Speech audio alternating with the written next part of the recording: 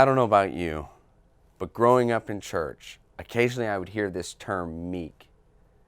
To me, the word meek just meant weak. It's even kind of sounds the same. Meek, weak, same thing. As I've gotten older, I've begun to realize that that term actually is quite different than I grew up thinking it was. In fact, it's controlled power and strength. I want to introduce you to a friend of mine, Dan Sartain, founder of Level 6 Krav Maga, and hear his story. It is a beautiful representation of what the word meek actually means. As I was growing up, my family moved around a lot. And by moving around a lot, we were at a lot of different schools. My brother and I were bullied a lot. I remember one instance where we were actually chased, on the last day of school, we were chased home by a bunch of kids. Getting in a lot of those fights, it was pretty scary, and it didn't really build my confidence up. So my dad got us into martial arts. Even with the martial arts, I still didn't feel a lot of confidence. I remember middle school getting into some fights and telling kids, "Oh, meet me after school in the parking lot," and I wouldn't show up. And my friends would tell me things like, "Oh, that was good. You're being the bigger man. You shouldn't be getting in fights," and things like that. And the reason why, I wasn't being a bigger man, I was truly scared. I was afraid of getting beat up and not having that confidence level. When I got into high school, I was running around with a pretty rough group of friends. They used to get in a lot of fights. I still didn't have the confidence level that I felt like I needed, but I still ran around with them, beating my chest, acting like a tough guy. I actually did get, in some fights and did okay.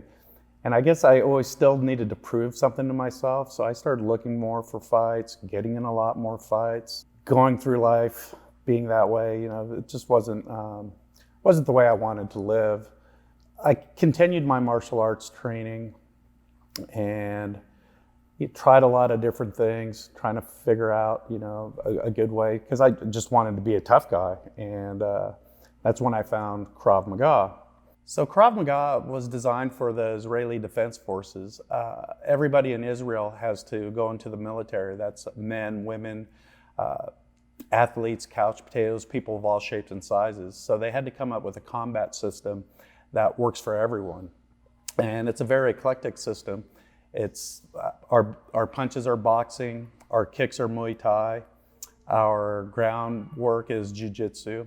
Not only do we defend open hand, but we also defend against weapons. So it's not traditional weapons like nunchucks and things like that. It's more like gun, stick, knife, rifle.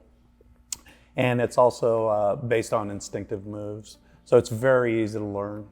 When I found Krav Maga, it all made sense and it was all very practical. The funny thing is once I really got involved in martial arts and Krav Maga, that's when all the fighting stopped. I didn't get in fights anymore. I became a better person. Part of that was having the confidence to walk away. It wasn't because of fear that I walked away from fights, it was because I knew what I could do, or how much I could hurt someone. And then having that confidence to be able to walk away on my terms, not on someone else's terms, or not having someone have so much power over me that, I had all the power. And I believe Krav Maga has helped me a lot in a lot of different situations in my life, including, finding God, wanting to be a better person, giving back to the community, helping other people feel safe and empowered. There's a lot of good things about martial arts, and it's not just being champions on the mat, but being champions in life. Meekness is controlled power. Like my man Dan, who could do untold damage to the average person. Like you just heard, he walks away from fights, not out of fear, but out of the certainty that he could really hurt someone. As a result, he is restrained in his approach and he walks away. Controlled power, controlled strength. This is on display like no other time in the ministry of Jesus, like the last 12 hours of his ministry. Controlled power, controlled strength. Even when he's being disrespected, even when he's being beaten within an inch of his life, he's quick to remind Pilate that all power that they have has been given to them.